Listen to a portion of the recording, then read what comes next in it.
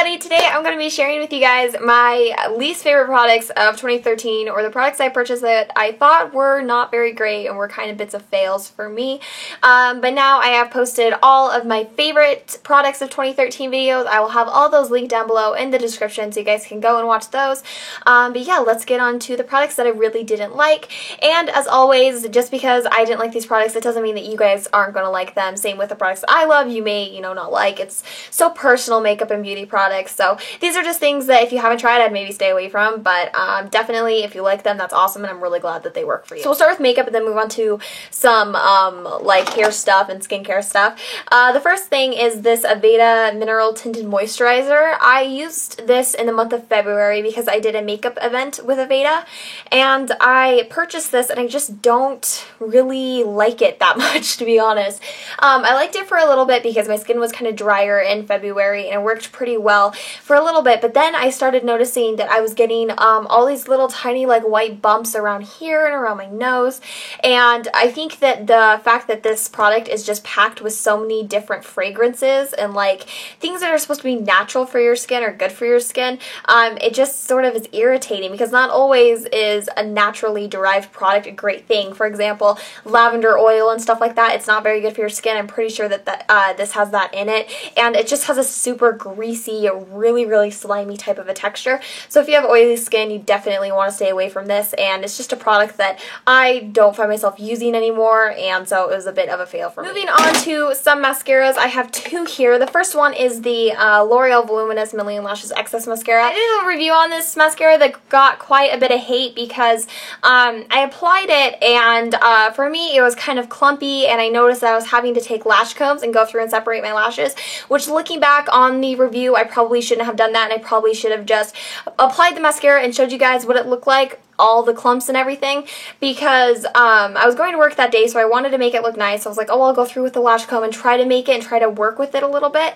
And so a lot of people were like, it's not clumpy, what are you talking about? It's because I had to work with the mascara and I had to take a different separate lash comb and go through and remove the clumps, which, I understand that that is my mistake and I shouldn't have done that, but if you watch that review, you'll kind of maybe see what I'm talking about. At first, I noticed in my inner corner, especially right around here, the lashes were clumping up a lot, and then when I went through and I tried to declump them, it just added so much more product on and it just became a clumpy mess, and so I do not like this mascara. I also found that it flaked a bit on me and it just was not a formulation that I liked. I didn't really like the brush a whole lot. I mean, it's a rubber brush, which I can sometimes get along with, but it just didn't seem to grab my lashes and build any volume whatsoever, other than just like the clumps. So I'm not a fan of this and I would not recommend this at all. And then the other one that I have here is the Revlon Grow Luscious Plumping Mascara.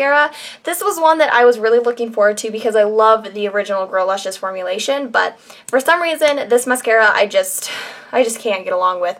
It's got this really weird brush. It kind of is shaped like a cone almost. As you can see, it's really long, somewhat skinny. I mean, it's huge. When I hold it up to my eyeball, it's like I'm playing peekaboo here because the wand is so big and it just stretches so long, and so I find it really awkward to use. And like I said, compared to the original Grow Luscious mascara, I like that one just a lot more, I guess. It seemed to grab my lashes a little bit better and it seemed to lengthen them a lot more, so overall, I'm not really impressed with this. I wouldn't recommend this. I do love the Grow Luscious Lash Potion, and like I said, the original one, but the plumping one just didn't work for me. Oh my god, I'm out of breath. I did a lot of talking there. You always do a lot of talking. Alright, we'll move on to some lip products and then I'll finish up with cheek products. I'm going to start with this Maybelline Color Elixir Gloss Balm thing. I just don't even understand the concept of this, to be honest. L'Oreal released one recently and I feel like it's going to become like this new craze, but I just don't get it. Like, I don't understand what this is supposed to do. It's supposed to be like a high intensity pigment lip gloss that again has a pigment of a lipstick but the glossy shine of like a lip gloss, and it's supposed to have the moisturizing properties of a balm. So they're like putting everything together in one, and it just doesn't work that way. Like, you can't get that type of a miracle product, You're gonna have to have nicely moisturized lips. A lip gloss can have really decent pigmentation, but it's not gonna stay as well as a lipstick will, and I just don't like these. The smell, first off, is super funky. It's like plasticky, but like kind of sweet, almost like a vanilla-y creme brulee kind of scent, but it's just gross. Like, it doesn't even smell good. The texture is super, super thick. However, it's not sticky, which is something that I did like, but it's so thick it's uncomfortable. It's just so like slimy when you move it in between your lips.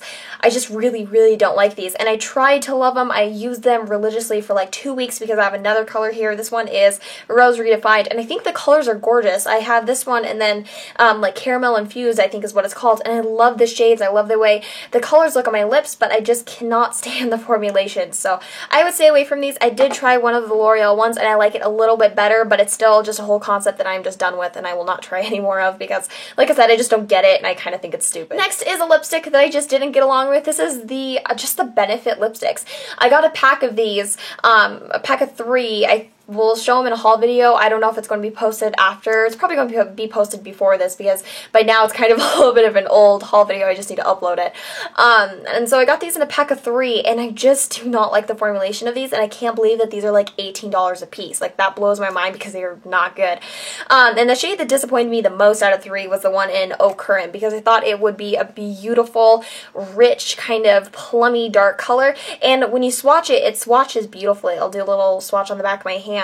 It obviously shears out quite a bit, but it's just a really nice kind of glossy dark plum. But I'll put some on my lips for you guys, and you can kind of see what I'm talking about here.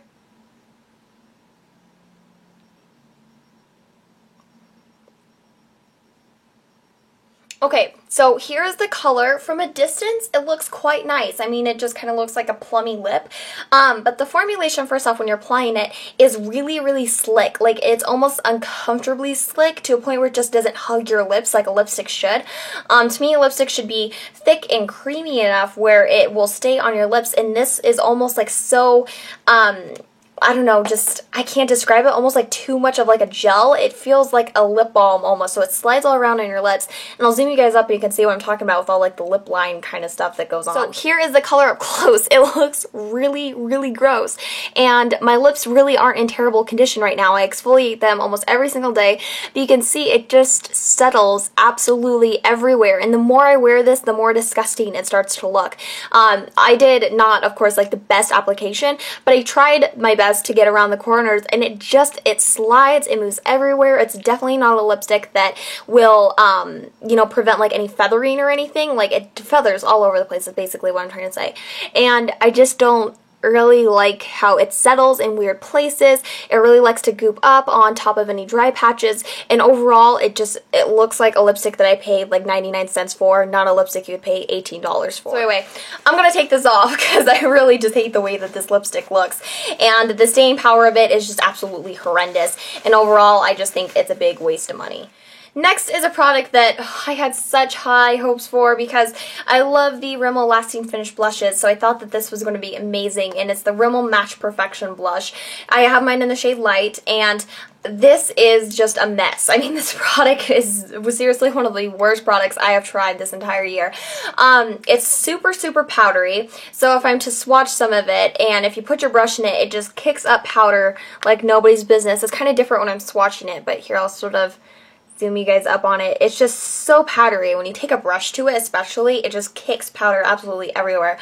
And the color, I mean, you can put it on your finger and you can kind of see it, but as soon as you take it to your cheeks or as soon as you take it to your skin, like I did a little, see that was the old lipstick swatch, then right next to it is the blush swatch.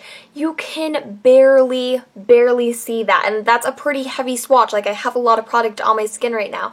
And then imagine, you know, you have a brush, you're applying it to your skin, your brush starts to buff the product out, and before you know it, you don't have anything there. So the pigmentation is just absolutely terrible because it just blends into nothing, you know? So you can really pile this and pile this and pile this onto your cheeks and nothing happens. I use this in my Elena Gilbert makeup tutorial, and I was able, after like, you know, 6 layers of it, to get a little bit of color, but who has time for that? I have blushes that I can tap my brush into once and apply it, and I have full-on pigment, and it looks awesome. This is just a powdery mess. I think it's really just a bad formulation, especially compared to the Lasting Finish blushes, which are so great. Stay away from this. It's not good. Okay, moving on to some hair and body products, excuse me. I actually only have 2 here because I've only kept 2 throughout the year. year. Everything else that I've tried that you might have seen in my monthly Awesomes and Awfuls, which were awfuls, I tried to return or I gave away to a friend or something because I don't like to keep bad products just kind of lying around. There's really no point in that. So you can watch some of those videos if you want to see some of the other products I didn't like. I might try to list some of those products down below, the products that I currently don't have but were kind of bits of fails for me for the year. I think I'll actually do that. So you can check the description. I'll go through and look at my Awesomes and Awfuls and kind of list some of the awfuls that I had. But the two that I do have here right now are the Garnier Sleek and Shine Sleek Finish 5-in-1 Serum Spray. This is terrible. If you want your hair to look like you just rubbed butter or something all over it or just coated it in oil, this might be for you. But it seriously is such a greasy mess that I cannot stand it. And I do like my hair to have shine. You know, everybody wants nice, shiny, soft hair. But this is just so shiny that it just looks greasy and it looks like you haven't washed your hair in days. I mean, it's just is a gross product. I don't like the feel of it, and I find that it isn't moisturizing at all. So even though it's supposed to be like the serum spray with argan oil, it just doesn't make my hair feel any better. In fact, I feel like it almost makes my hair look or feel worse, and it makes it look worse, definitely. So I haven't used tons of it. This is pretty much a full bottle still because I just hate it so much and I can't get myself to use it. And if you are looking for a good kind of dry oil mist or something that kind of has the concept of this, the Got2b Oilicious Triple Oil System Finisher or the Dry Oil Hair Taming Mist, they always have like a billion different names on these bottles. This thing here is awesome. I definitely have used a lot of this. I have only maybe about like that much left here, and I love this. This really does add a lot of shine to your hair without making it look greasy, and it makes your hair feel really nice and just look awesome. So like I said, if you like the concept, try this. You can also get this at the drugstore, so it's not very expensive, but I would definitely stay away from this stuff. It's so terrible. It's so terrible. And finally, I have a body moisturizing product here. This is the Aveeno Eczema Therapy Moisturizing Cream. I have really bad eczema on my legs, and I wanted to try this because I do like Aveeno products, and it had a lot of really good claims, you know, to relieve dry, itchy, irritated skin due to eczema. It says that it's shown to soothe eczema, and it's fragrance free, which I also really like. But it just didn't do anything for my eczema. Like, I put it on my legs and I used this so religiously for about a month or two. You can see that I have used a lot of this product, and it just never did anything. My eczema is still, or was still, just as bad as it was. It finally is starting to go away because I've been using different types of moisturizers and stuff, but for those first few months, it was literally just as bad. Like, it never got better. It was like I was putting this product on and hoping that it would heal the eczema and it start to go away, but nothing ever happened. So I just kind of feel like it doesn't do anything, and it's very, very thick. It's something that you have to put on almost at night because if you get it on your clothes, it just will make your clothes really greasy, and it just doesn't absorb right away. It definitely takes a really, really long time to absorb into your skin, which, I mean, from a moisturizing eczema healing cream, I kind of expected, but I just wish it would have done something for my eczema, and I feel like it just didn't heal it and didn't do anything, so it was a bit of a waste. Alright, and that was it. These are my least favorite products of 2013. Like I said, I will have any other products I tried that I didn't like but don't currently have down in the description, as well as all those favorite products of 2013 videos. Thank you guys so much for watching. I hope you enjoyed this and have a wonderful day. I will talk to you all later. Bye-bye. Are you recording already? Yeah. Okay. What? Do that when you're ready. Okay. Alright. No. See? Hey everybody, today... For number one. Stop. Okay, I'm done. Sorry. Right. Just kidding. Bryce. Hey everybody. Stop. Please don't. Okay. Is Bryce gonna make a cameo? Let's just all join in with this video here. Is he gonna make a cameo?